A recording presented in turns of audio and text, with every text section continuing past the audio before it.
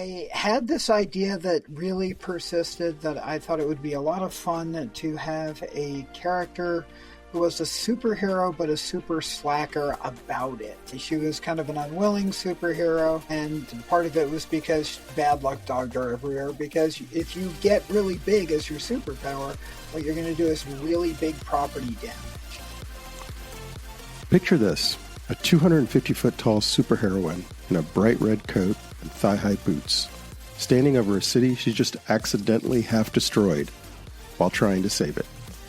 Meet Ronnie Kane, the reluctant hero at the center of Giant Girl Adventures, a webcomic that's been quietly revolutionizing how we think about power, identity, and what it really means to wear a mask.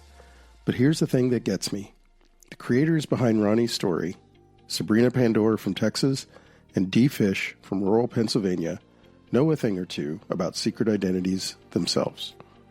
As Sabrina puts it in our conversation, I literally had a secret identity during her transition, navigating the same double life that's been the backbone of superhero stories for decades.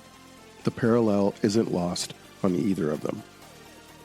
What started as a Star Trek fan fiction friendship evolved into something much more powerful during the pandemic, a creative partnership that's produced some of the most authentic representation in indie comics today. But this isn't just a story about making art. It's about making art now, in 2025. When Sabrina is watching a Texas legislature that could make her existence a felony, and Dee is checking which states are safe enough to attend comic conventions. Their response?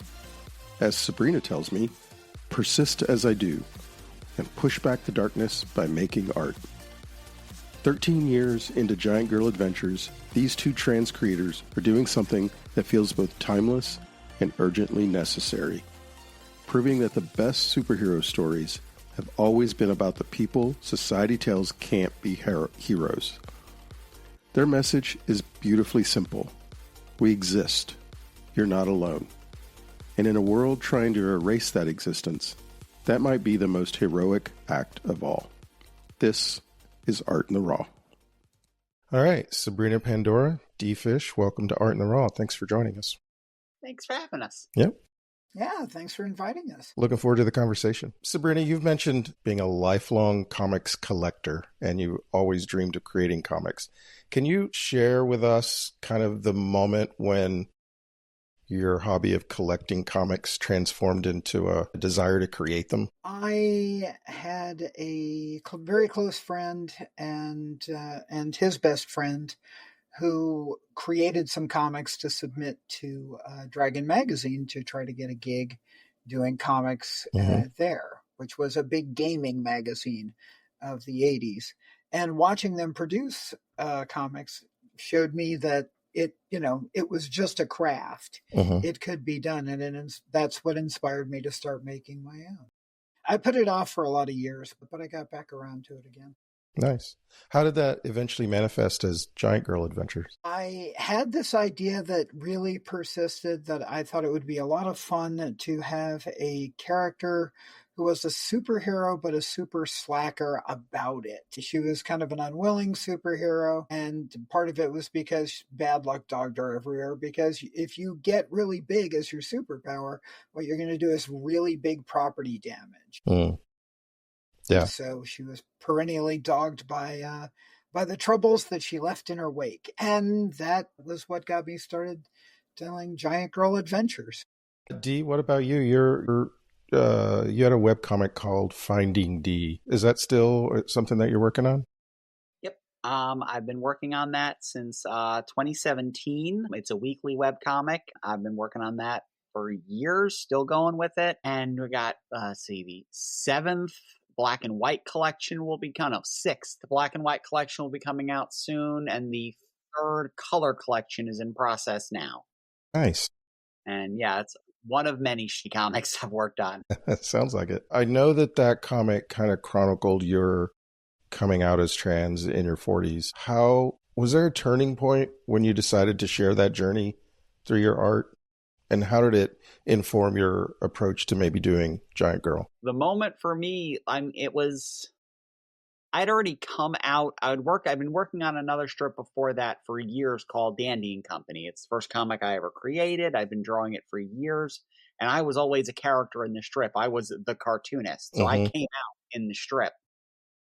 And it was the better part of a year of people saying, "Oh, you really should do a comic about coming out. You should do a comic about being trans. You should do a comic about this." And about literally on the 1 year anniversary of my coming out, I'm like, fine, I will bleeping do a comic about this. And I started doing these kind of, originally they were like written like blogs, and I would start doing them as comic strips so I could put like punchlines on the otherwise stressful situations. And people just kind of responded to it. And in very short order, it became less about being my life as a transgender woman and more of a, my life is just my life, and it's pretty normal by all respects.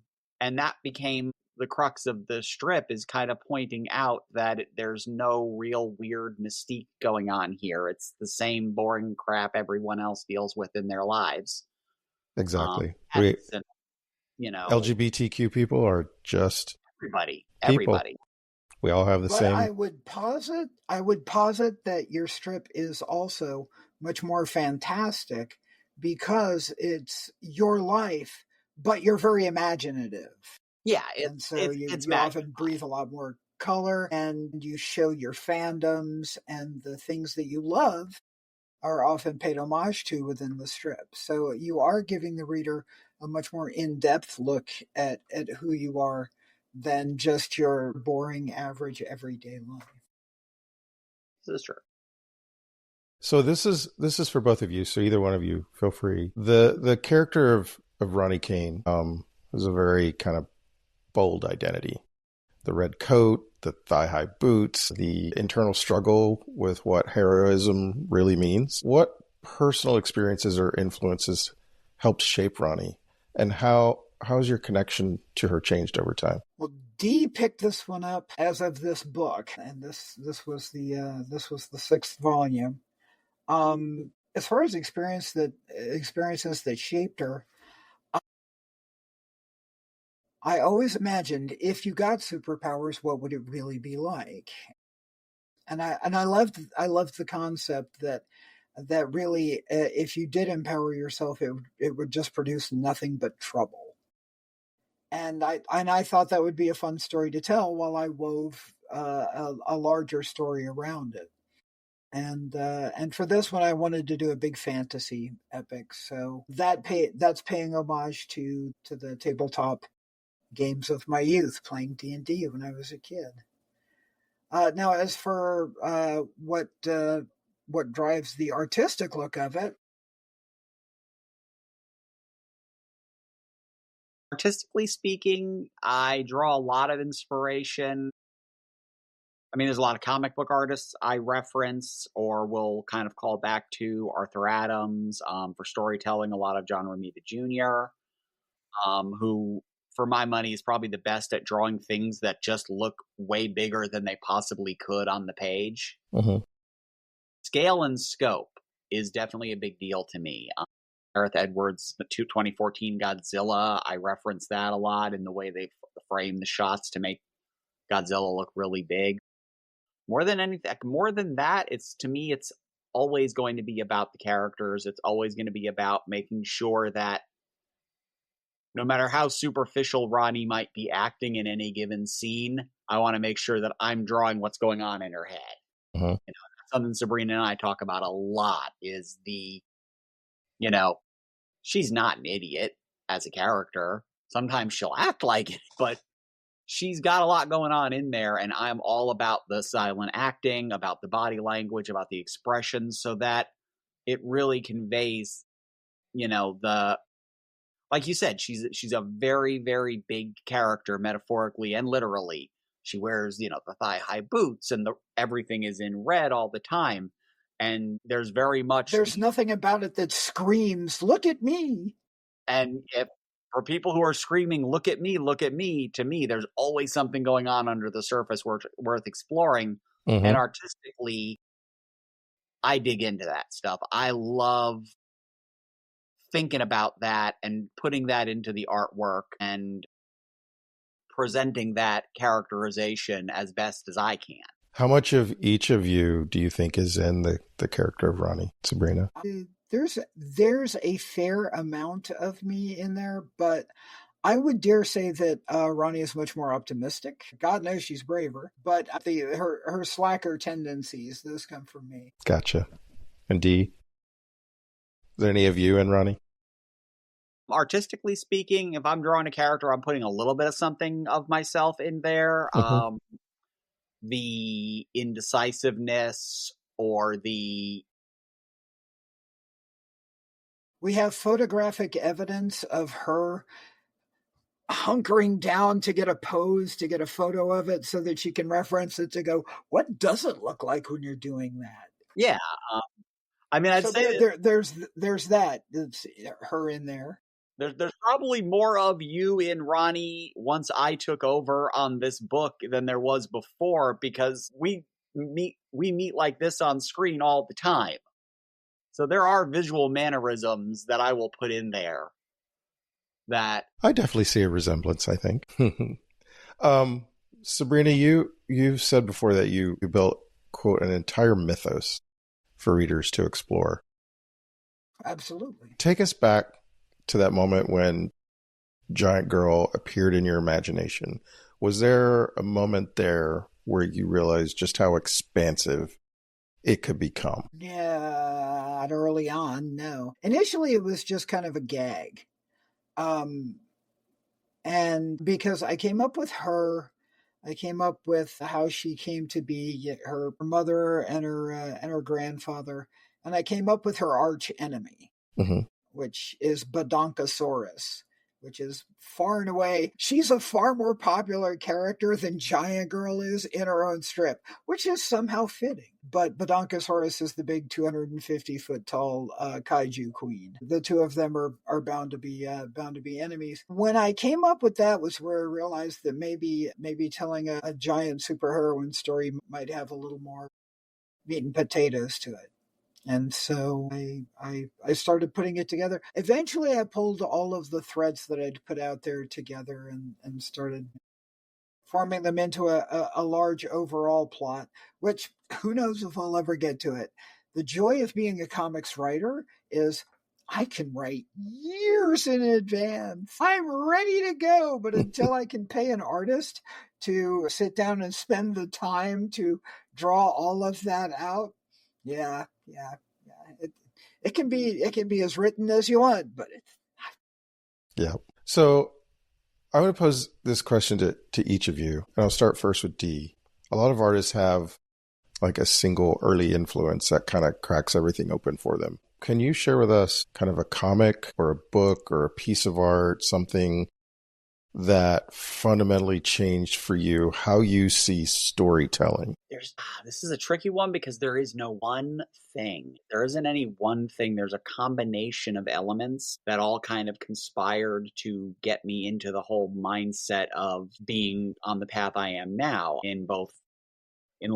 there were cartoons, like I would watch Tom and Jerry or Bugs Bunny, and every time I'd see the name Chuck Jones come up, the storytelling was tighter. The characters had more personality and expressiveness. I would be reading Spider-Man at the time, back when, we're early 80s. So you had Amazing and Spectacular. And Spectacular was fine. It was a Spider-Man comic and whatever. I don't remember to this day who drew it. But over on Amazing Spider-Man is when John Romita Jr. had first gotten started. And that to me looked like Spider-Man. And the storytelling popped and the poses were more exciting. And again, I'd start noticing when one artist would move on to a different title, I'd see that name pop up. And all of a sudden that book looked a certain way. And I'm like, wait a minute. People make comics. I'm a people. You can do this too. Yeah, so there was a lot of that early storytelling. Star Wars, when Walter Simonson got onto that, I was just like, what? How is this looking so cool? These layouts, they encompass so much, and yet. So yeah, there wasn't any one thing I can think of, because if there was, it happened so young that I don't have a distinct memory of it. Because I really don't have any memory of a moment where I wasn't invested on this path. Like, people are always like, "Oh, when did you know you wanted to start drawing?" I'm like, as soon as I stopped eating the crayons. Have you? I guess you have stopped eating the crayons. Sabrina, I are you usually still eating follow that crayons? joke of since about Tuesday. No, just candy cigarettes. What's the answer for you, Sabrina? What fundamentally was there a comic or a book or something that changed how you see storytelling or influenced your storytelling? I would say the most influential comic for me was probably Black Kiss, which was Howard Chaykin's hard-boiled adventure with that hint of trans femme porn in it. And yeah, that one was revelatory for me on a number of levels. If nothing else, in Chaykin's work, there's nobody to root for. There is no good guy, there is no bad guy. It's just people, and most of them are kind of crappy. But as I'd been raised on superheroic comics, where it's, how does it go? Liberal ends achieved through fascist means. Yeah, I had come up on superheroics like that, and seeing that comics could tell entirely different style stories than what had been coming from the major publishers was revelatory to me, and I realized you can do anything you want with this medium. You can tell any kind of story that you want to tell. That along with trans. Yeah, it'd still take me a few more years to figure it out, but that was definitely that first big crack in the egg. I can add actually for that specific description, it would be Why I Hate Saturn by Kyle Baker for me. That's what broke me out of the mold of what superhero comics. That's the only thing. That was all I knew of comics other than like Archie. It was Batman and Spider-Man and all that. And when I came across Why I Hate Saturn by Kyle Baker, it did the same thing you're describing from that, where I'm like, wow, it can be about literally anything. And he's such a master of expression too. The little background characters will be doing will like have their arms up and be deeply expressive, and it's just a little background character, but it's carrying the narrative so strongly with those 5 lines that character's made of. Sorry. I always thought that there's something about comic characters, especially superheroes, who always seem to have a secret identity that resonates so deeply with the LGBTQ youth more than it does maybe outside of that group, because we as a group also have to learn to have a secret identity. And I think some of us maybe identify that before we realize why we identify. Do you have thoughts on that? I'd say that's to some degree that is a universal experience for anybody who has something that they grow up with, feeling the need to keep it a secret. Mm-hmm. But yeah, I mean, across the board, if you're growing up LGBTQ, before a certain period in time, most specifically, yeah, we're all learning to come to grips with it. We're either denying it for years or decades. We're putting it in a box. We're putting it in a closet. We're saying, no, anything but this, making who we are the mask. Mm-hmm. And then eventually, for some of us, we have that I am Iron Man moment where we would just say, F you to the world and take that mask off. Which is not to say we all still don't have masks that we put on for all kinds of different things. But yeah, I mean, that aspect of it is definitely, I'm sure there's an appeal in that degree. I can add that when I was figuring out those steps of I never thought it was possible. Hey, maybe it is possible. Hey, I could like live my life like this. Am I really going to do this? That's a big step in that process. So while I was going from being a transvestite to a crossdresser, and that space between crossdresser and trans, through all of that, I was going out to clubs. I was figuring out how to get dressed up. I was going shopping for a wardrobe. I literally had a secret identity. Mm-hmm. And I could make wisecracks about it to people. it was funny to me, ha ha ha, because I knew my secret identity. And I literally went through a period of about 2 years, I think, where I had a secret identity. Being a lifelong comics fan, and then coming back and ending up with a secret identity. And of course, there was my plain average everyday exterior. And then there was this fabulous flashy version. I mean, it really paralleled quite well, and it was a hoot. On that, you got me thinking about that, though. Now we're LGBTQ youth is much less inclined to ever even step into that closet. We're also seeing a mirror in the comic book industry that only a handful of these legacy characters still even have secret identities. Usually the ones that are connected so strongly with the IP that, the companies will throw their identity out there and then put it back in the box every couple of years. Yeah. Make a good storyline. A lot of these characters, Tony Stark hasn't had one for years. Captain America hasn't had one in a really long time because it didn't serve the narrative anymore. And yeah, they'll all throw them out there eventually, and they put them back in there. But I always feel like that's more to protect the IP than it is storytelling when they put it back in the box. Maybe. Because like the newer characters, that's less of a factor, and I think that might have to do with the appeal to the audience for whom hiding isn't as important a priority as being who they know they are. I don't know, just came to mind. That's pretty insightful. I hadn't noticed the change in the trend in that, but you might be onto something. So let's. Although they might be going back underground, given how oppressive the current regime is, let's not forget. All of a sudden, if the school is calling your parents and going, little Johnny's acting a little queer. Sorry, it's state law. We got to call you. So let's talk a little bit about kind of artistic process evolution. Dee joined in Giant Girl in, I think it was 2020, 8 years, I think, into the comics run. Can you walk us through how that collaboration began and what surprised you about working together? Dee? So our collaboration actually began not on the comic, but on, of all things, a Star Trek fan writing sim. We were already friends, but we're also diehard lifelong Trekkies. One of two badges that I have in reach right now. Sabrina's got her badges in reach too. And we worked together on that. We're both geeky, yeah. Which is what we're illustrating, and that's a big chunk of how we managed to get together.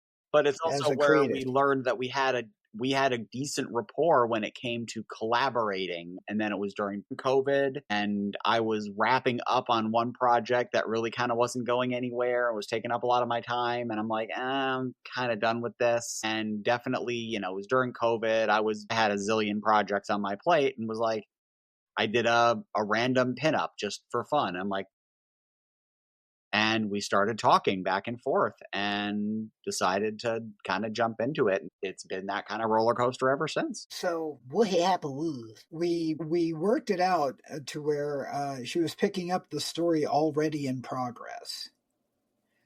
And that was a very interesting way to go about it, because the first few pages of that are a transition, because she went from trying to make it not too jarring from the last style to, by about the fourth or fifth page in, she was like, this is the style that I'm going to do this book in. And it just went from there. And it was entertaining because when we got to the end of the book, we had to double back and redo the beginning of the book so that all the art would be consistent, which inevitably made the book longer. But we work pretty closely together. The process is she'll knock out a rough, which sometimes is just scribbled ballpoint pen on a little notebook page, because she's like, a page will look something like this. And her roughs are strong enough, even as small as that. She might have one here. her roughs are strong enough that I can look at it, and if I have anything to add or not, I can go, oh, I wanted this panel a little bigger, shift this around like this, but otherwise, oh, and I need to, you've got the perspective going this way, I need the perspective going that way. I can just throw that out. She'll go and rough that out in blue lines, which is the equivalent of blue pencils. Rough, it's going to look, here's where the figures are, here's the motion that they're in. It's not a fine detail, but it's enough detail, again, so that I can see everything that's going on. So if I have anything to say, this is where I say it. Otherwise, ding, we move on to red lines. She tightens up those blue lines and then, gives them detail. It's not inked level of strengthening, but it's giving her a much stronger idea of exactly what she's going to be drawing. Yeah, it's breakdowns to the level that, like, say, a 70s or 80s inker could ink from it. Okay. But a modern inker would go. And so then from there, she's off to ink, where these days she does the lion's share of the work in the inking, because she'll give me 2 or 3 lines to indicate what's going to happen.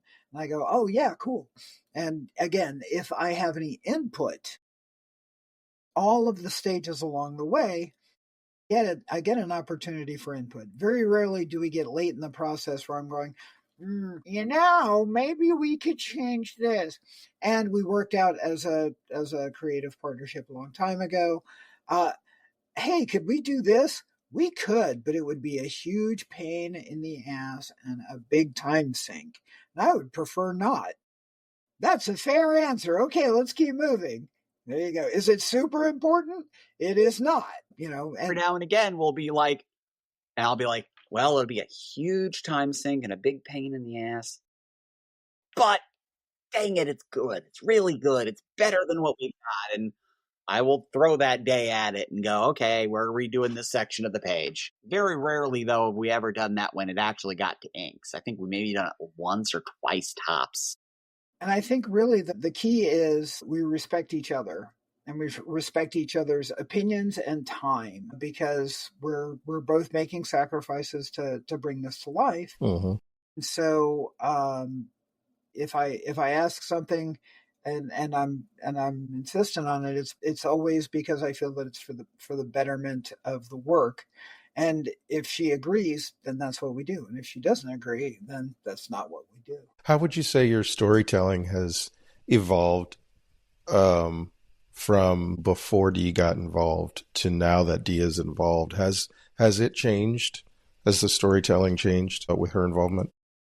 Oh, very much so. I break up my dialogue a lot more. When you know the artist that you're working with and you know what they're capable of, you can write to it, and you can even write to it in like a shorthand, because as long as you give them what's going on in as the subtext of the scene, as long as they understand that as a storyteller, they can bring the whole thing to life, and your dialogue doesn't have to carry it all. And by the same token, it'll often happen that when she's got the page illustrated, I'll rewrite or redistribute dialogue, because when I see how it's visually playing out, I go, okay, I need to change this because the visual narrative is pulling this way. I need to respect that flow and work with it, it's exciting. It's a lot of fun, but it involves being involved in the process. But at the same time, as a writer, once it's written, I'm done. So at least I get input into the artistic element here, where if oftentimes she'll say, oh, I'm going to insert a panel here because we need an emotional pause. We need for that to register. And here, take it. I warned every writer I've ever worked with about that. I'm like, just so you know, I will recommend adding panels to some of these pages where needed, where there'll just be, here's something that, you may have written 3 or 4 panels, and I'm like, oh, this needs 5 panels, or this needs 6 panels because you've got a great emotional beat here, but there's no room for it in there. Like, I'm one of those people, if there's 2 word balloons in a panel and they're expressing separate emotions, that should be 2 panels. Right. And I did adapt that from her. So remind us again how long Giant Girl has been in existence? Since 2012. Since 2012. So that's a good I almost. started writing her in 2011, but she got on the internet in 2012. Yeah. When a story goes on for that length of time, sometimes I think there can be a tension between keeping it consistent and growing the character. How do you stay true to Giant Girl's identity while pushing yourselves creatively with her? That's easy. The book that we worked on together is the culmination of all of her character development. So it's designed to be one book that you can just read. You don't have to read everything that came before to be familiar, to enjoy this story. You can go back and read that stuff if you want, but this is a self-contained story, and it's because this is where she finally turns the corner on being a slacker superheroine and actually embraces her heroism. So it being transformative in that way, that made it very creative for both of us, I feel. Yeah, I don't really have any extra much to add to that because Ditto. Yep. So let's move on to talk a little bit about kind of challenges and risks. Sabrina, you've talked about self-publishing as a way to avoid traditional rejection. I think you and I have had conversations about this before. Was there a moment of doubt or a setback where you questioned the future of Giant Girl and where it would go, and how did you push through that? I did. The artist that I did the initial 16 issues with, Koen Leuten, who is an incredibly imaginative artist from Belgium, we had a falling out, and I didn't have an artist for the series. I inquired to a few artists to see if I could find somebody that I felt would be a good fit, but it just wasn't really coming together. I just kept paying for the web space every year, and kind of drumming my hand while I said, well, maybe if I can save up a couple of bucks, I can hire somebody decent. But it just never really materialized. And then I met Dee, and when I met Dee, I didn't anticipate that's where this was going to go either. But that was when she said that she was willing to work on Giant Girl Adventures was when I knew that the project was revitalized, and that was after a hiatus of about 4 years. So I kept the lights on, so I had that much faith in it, but nothing was happening. So this question is kind of for both of you, and I believe you mentioned a little earlier in the interview that you draw a little bit from your lived experience as trans creators for your characters. Has there been a storyline or a character that you've written about or drawn that felt especially vulnerable to share? And how did your readers respond? A lot of Finding D, especially in the early days, was really raw when it was very much about these experiences. Especially when I would be, I don't ever put real people in there in a negative sense. I'll always throw in a placeholder, a fake kind of thing. But every now and again, people will be like, that was about so-and-so, wasn't it? I'm like, yeah. I've had people I would live in Florida for years, and I had people in that community, where I find out from other friends that like, the entire topic of a dinner one night after a convention was about how I was doing all of this just to get attention. And it's this big, huge marketing scale. Like, yeah, and I put that in a strip where I'm like, yes, because I did all of this for a non-existent interview on Bleeding Cool. Woohoo! Yeah, that's why I'm having, I've had surgery and hormones and legal drama and people staring at me like they want to murder me because I'm in Walmart in the wrong aisle. And yeah, I did all of that just because I really wanted a little bit of extra promotion for my webcomic, which, is just blowing up the market now. But, and there are earlier strips there where I am very straightforward about how some of these things feel. And, it's the internet.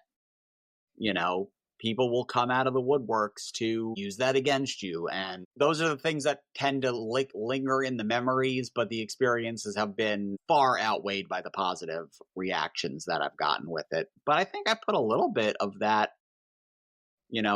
I mean, into anything that I have any hand in the writing of, which with Giant Girl early on, it was just working from the existing script. It took a good chunk of pages before we started varying a little bit from the original script where we had a rhythm going, and I would be like, about this character arc here. And, there would be characters that were fated to die who did not die because of conversations behind the scenes, and relationships that took off into different directions because we said, yeah, but, and, that's where a little bit, of that vulnerability will come in even in Giant Girl. There's a lot of vulnerability in Giant Girl. It's not all my vulnerability, and sometimes it's Sabrina's vulnerability, but artistically I'll put it into, because I've got to draw on my own experience as well. Uh-huh. Giant Girl's entire origin of how she got her powers is massively vulnerable, and there's a lot of metaphor in there. Uh-huh. I write a whole series of werewolf novels where it's like, the werewolves are a metaphor for being trans.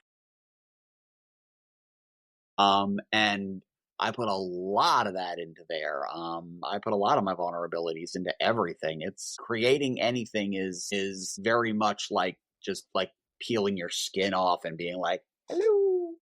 Yeah. I think it's hard not to put a little bit of your own self in your creative work.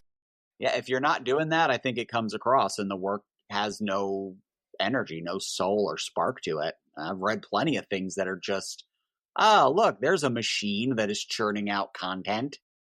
I hate that word. If you can't write a character that you don't have inside of you. So every character has to have some little bit of you in it. Mm-hmm. Regardless how good or how bad. And at least with me, with Giant Girl, for me, the fun is that she struggles with self-worth. She has enormous power, but she's not sure what to do with it. And she's lived a life where she's wanted this her whole life. Now she's got it, and it kind of turned into a monkey's paw on her. But she's still trying to enjoy herself and live her life while she avoids responsibility like it's kryptonite. So I think we can all kind of relate. Hey, queers. If this conversation moves you, don't just listen. Help us keep this platform alive so we can keep amplifying queer voices in art. Salon Naturel and Art in the Raw shine a spotlight on queer artists because their truth leads the way. Follow us on social, subscribe to our newsletter, or join our Patreon for exclusive content. Every follow, share, and membership keeps queer art visible and vibrant. Links are in the show notes. Thank you for standing with us and for keeping our community bold, creative, and unfiltered. Stay raw, y'all. On one of the production notes, I noticed you mentioned how emotional heartstring scenes are a different challenge than action scenes. Which storytelling techniques have been the hardest to master, and what breakthrough moment changed how you approach it? For me, the heartwarming stuff is easier. Action is what I struggle with, because I always, in large scale conflicts like that, I'm much more about a singular move that wins the day. What do? Well, I pick up the ocean liner and I set it down sideways in the harbor. Done. That's your solution to keeping enemy ships out of the harbor? Yeah. Worked, right?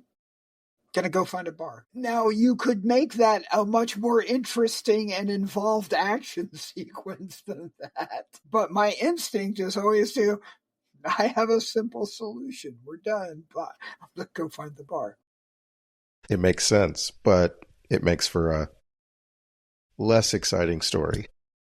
Shorter. It's much shorter. Yeah. It's shorter, but in my opinion, those kind of arguments have a tendency to reduce the characters down to like Magic the Gathering cards or stats in a trading card deck, not That's a good point. character. The Eagle Hoop scene is a big example of a simple solution to a problem that we re-examined over and over again and is now like a 5 or 6 page sequence. Because initially it was a 3-page sequence, and I think we expanded it out to about 7 pages. Because we kept re-examining it, because we realized that we rushed the action too much. And we needed to give her more time for her motivation to be conveyed to the reader, so that she wasn't just jumping to a conclusion. Yeah, there are always picking up the ocean liner and putting it sideways in the harbor. There are always going to be ramifications. There's always going to be that real world stuff that, as the writer, you need to think about. And as the artist, for me, it's a lot of fun to go, okay, cool. Now, how do I visually depict that? And what do we put in the expressions and the body languages that are going to sell the emotion that we want to sell from that? Is she going to grunt it up onto her shoulder? Is that how she's going to get it over there? Is she just going to get so big that she picks it up like a little toy boat? And if so, where are her feet going to be? Mm. These are all things that What the is she artist doing to comes keep back it from crumbling in her hands? And is it crumbling in her hands? Are chairs falling out of the windows and, chunks of boat collapsing? Or in the case of the Eagle Hoop scene, a mountain? Details. Yep. Details. It's what gives it the I can never pronounce that word. Verisimilitude? Verisimilitude? Yeah, I'm not going to try. Yeah. I've never heard it pronounced the same way twice either, so. So since you started the comic in 2012, the indie comics world has kind of changed a lot. What's been the most kind of unexpected challenge as the industry's evolved? And how did you adapt to it? Finding an audience. Patreon helped a lot to grow our audience, and beyond that, it's hard. There are an awful lot of services out there that you can basically sell your webcomic to, and they'll market it for you, and they have hits, they have success stories, and they carry the marketing for a lot of successful webcomics. But at the same time, you're signing a lot of control over for those things, and we wanted to stay independent. Until now, we just signed a publication deal for the Giants of the Earth book with Laguna Studios. On the one hand, it's great being an independent publisher. On the other hand, I don't have an enormous amount of understanding of Kickstarters, fulfillments, that sort of thing. I'd much rather deal with someone who understands all of that and can take care of it. Because if there's one thing the old man taught me, it was get somebody else to do that. Focus on the work. So I want to talk a little bit about navigating today's political climate, because it's very topical and it's very important. Trans rights today are obviously at the center of our political debate. How has that affected your day-to-day life, both as creators and as people? It's weird. It feels very similar to how when I came out, it was 2016. So right at the beginning of the current machine and their massive desire to scapegoat us as an entire people to get agendas pushed through, demonize us. And that coming out then, and it's been this wave where it was like, oh my god, things are stabilizing, things seem calm, oh my god, maybe the world won't be we're back going up that really tall tower on the roller coaster waiting to see what it's going to drop us into. See, the switch went back to Federation, and we're like, okay. And then the election came, and it switched back over to Terran Empire, and it went much harder this time. Every morning, it's your agonizer, please. But yeah, it's let's read the news. It's going to this, I work in an office. I'm in that office right now. It's got a public restroom, and there's at least a handful of people that do not like seeing me use that. The management of the building is not among them, and so I'm good with that. Like, I'll go into the bathroom and the building manager will be in there, ID, and my biggest problem is now she wants to talk to me, and I got to go to the bathroom, and I can't do that at the same time. Stuff does not happen. But, then there's some other people that from some of the other offices who will walk on the other side of the hallway when they see me. I live in a very small town in rural Western Pennsylvania deep in red country. And there's a lot of, hatred out there. There's a lot of dirty looks that I get just going to the store. It's something that, in my everyday life, it's something that unfortunately I have to keep on, I have to keep my awareness up. I have to keep my spider sense on. I have to keep the alien motion tracker on. Mm-hmm. Just because you never know where when it's going to be coming from. Within the industry, it's been, by and large, not the biggest thing in the world. It's mostly like we were talking before about navigating things like when we go out into the world for things like comic conventions. I have to sit there and say, oh, what state is that in? And what laws mitigate how I'm going to function in said state for that entire convention? I had just signed up for a convention that's in Ohio in September. Ohio is not a friendly state legally. So, I know the venue that it's at. I know they have gender neutral restrooms, but is that even going to be legal by September? The way things are going, it's very hard to tell. It's waking up every morning and checking to see if an executive order made it illegal for me to leave the house, dealing with, people in the industry, dealing with one of the weird things about just conventions is, I've been doing this for decades, and only the last decade of that has been as the Fish, which means I still get people who are fans of the other guy's work who come up to the table. That's always a little awkward. Wow, that's got to be a little awkward, yeah. Sabrina? I live in Texas, so the legislature is markedly hostile. At this point, we're watching to see if legislature passes that makes it a felony for us to exist. So, whenever people tell me who they voted for and they say, well, I needed cheaper groceries, I'm like, ha ha! You didn't get that. Quite the cost for the groceries you didn't get. We're in a constant state of uncertainty and debate as to whether or not we should be packing to get out. Even if they pass the laws, then there are legal challenges. But, we don't want to be caught behind enemy lines and unable to leave. Yeah, I don't blame you.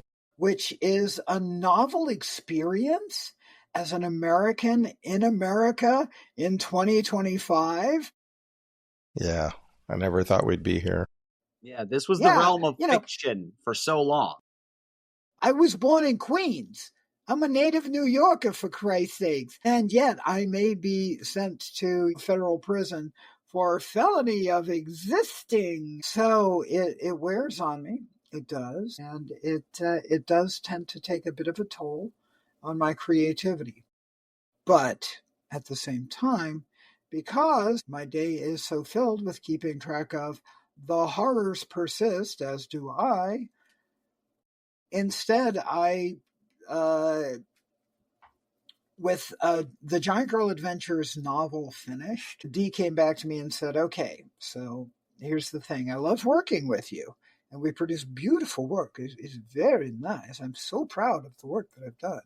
But, I'm not getting younger, and the claw can't, it's only got so many more miles in it, and every one of those pages eats up a lot of miles. It's like, okay, I hear you, I understand you.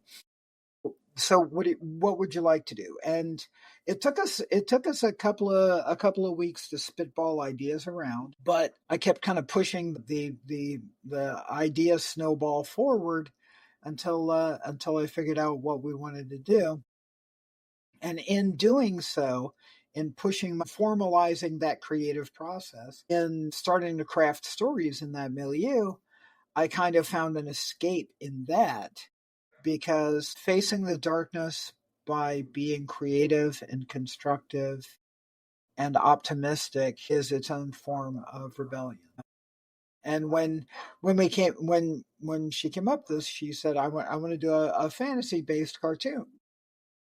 Fantasy, and I know cartoons. Let's do this thing. And I said, okay. And it's been loads of fun. I got the whole thing rolling because we'd thrown enough ideas at each other to come up with something. And once I got it all up and running and rolling as a format, I said, okay, I'm going to stop here and I'll wait for you. And then we got together and started working on it together so that it could help both of us as we're, again, you push back the darkness by making art.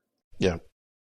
Well, and that's a great kind of segue into my next question, and that is, has the political climate pushed you to explore themes and stories maybe you wouldn't have touched before November of last year? I started a Substack, and I started telling stories of my life on Substack, and I would not have done that previously.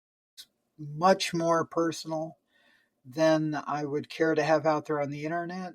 But if uh, if ICE comes and hauls me off tomorrow, the stories will still be out there, even if I'm not, and they'll survive. And yeah, the political climate has absolutely influenced me to do that.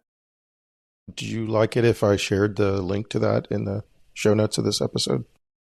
Sure, absolutely. Okay. The more the merrier. I've been told I have an interesting life, and that's why I'm telling my origin stories. You are a very wonderfully interesting person, Sabrina. How about you, Dee? How's your writing For changed? me, it reinforced what I've been doing with Finding D. It reinforced it. It made me do what I was doing harder. Like, it made me kind of bear down a little bit more and be like, no, you're not gonna tell me that I can't just tell the basic stories of my life because Project 2025 decides anything that positively tells a trans story is porn.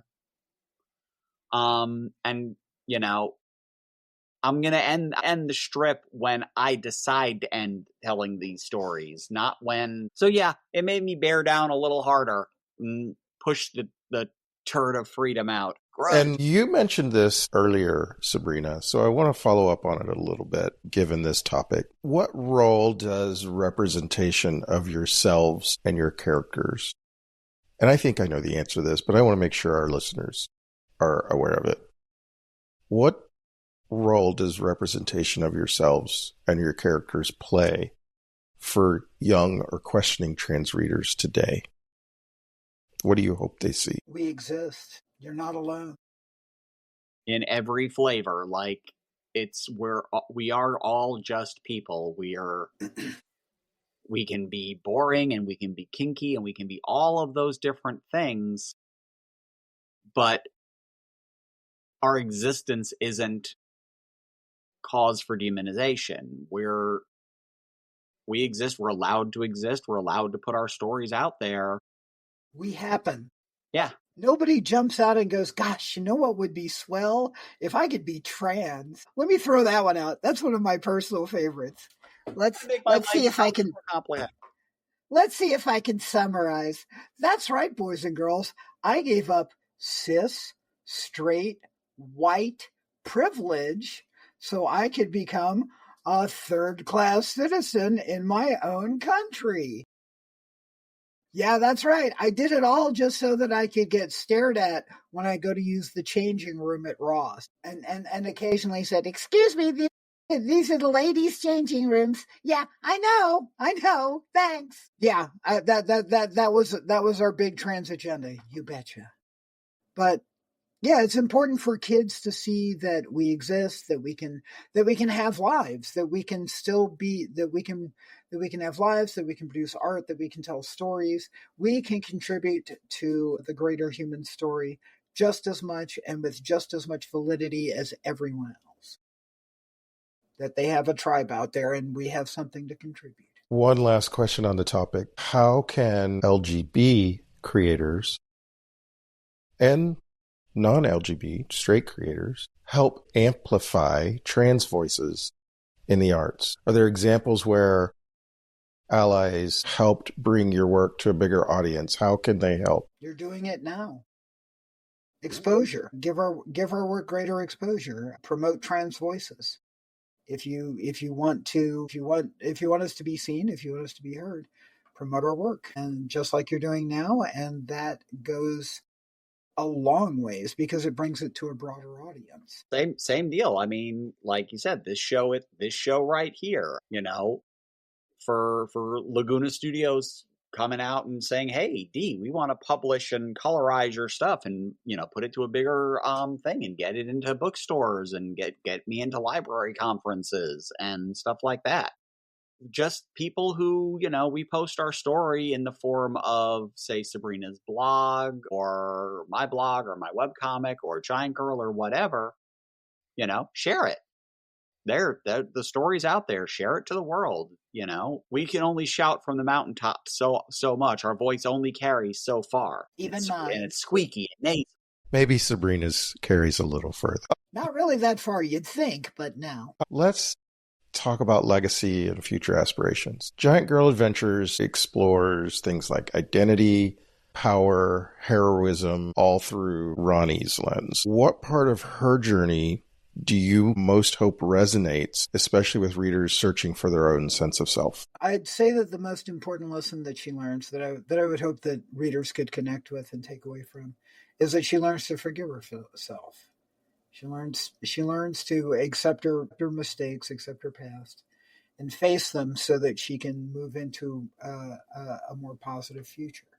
And I'd like to hope that that readers would take that away and that it could be positively impactful. I can't disagree with that. That is the overarching message, especially in the Giants of the Earth arc that we worked on. Ronnie coming to terms with what she's blamed herself for, the weight she's put on her own shoulders, that no matter how big and strong she can get with her power is always still there. She's this Atlas metaphor that has virtually unlimited cosmic power, but is still shackled. So many of us are constantly shackled by our past, by things done to us, things that we have done. Ronnie finds a little bit of a support system, a little bit of judgment that helps her see herself from a different perspective, all for her betterment. It's not about flipping that switch and it's done. In the real world, it's a constant thing. Ronnie goes through an awful lot to get on the other side of saying, I can be better. I can step past all this stuff that's held me down by taking my responsibility for it, stop running away from it, and face it to herself. All right, so let's close out our discussion. These are 10 questions made famous by James Lipton on Inside the Actor Studio, slightly updated for queer artists. We're going to go back and forth. And Sabrina, I'll start with you. What is your favorite artistic medium or tool? My favorite artistic medium is graphic novels, comic books. I love the form.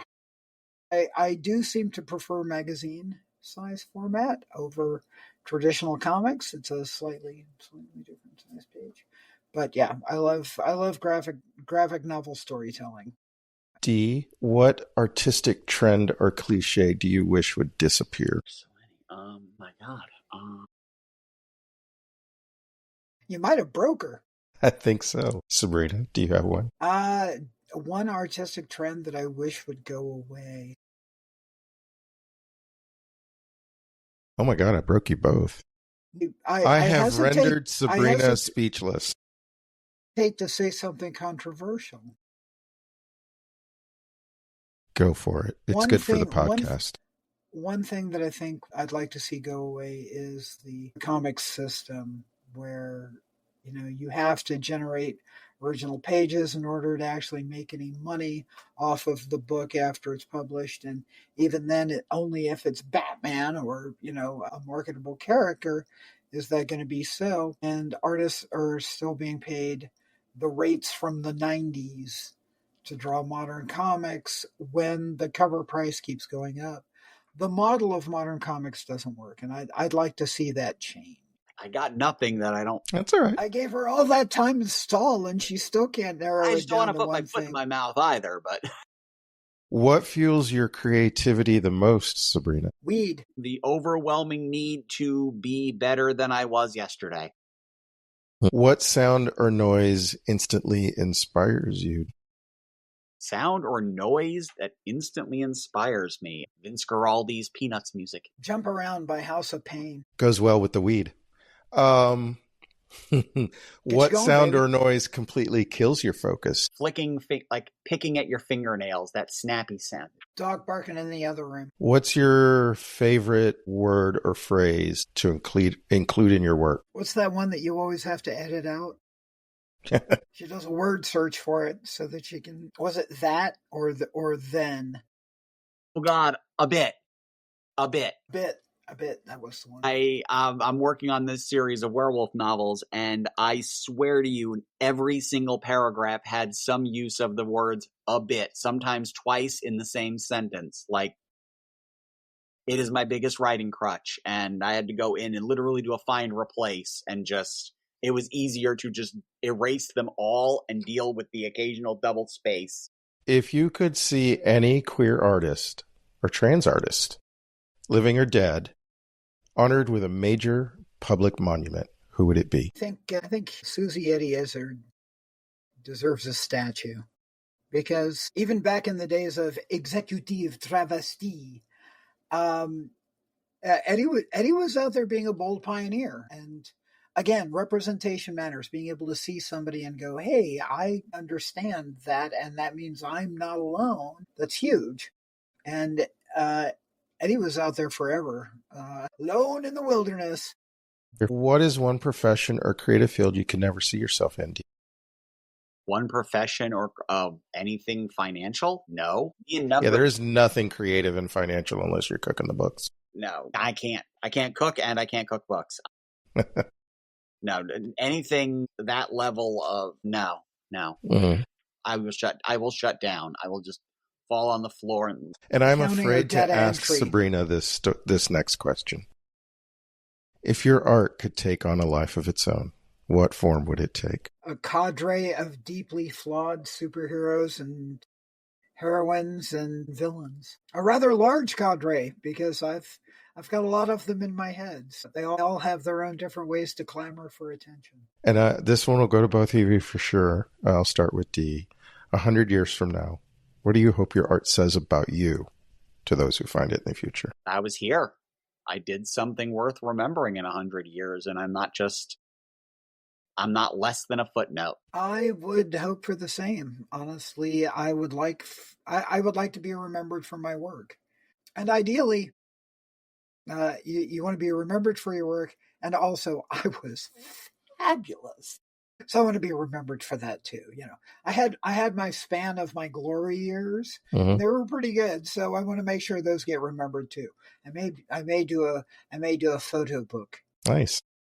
Take pictures of yourself when you're young and pretty. Yep. Well, I'm so grateful that the two of you agreed to join me for this.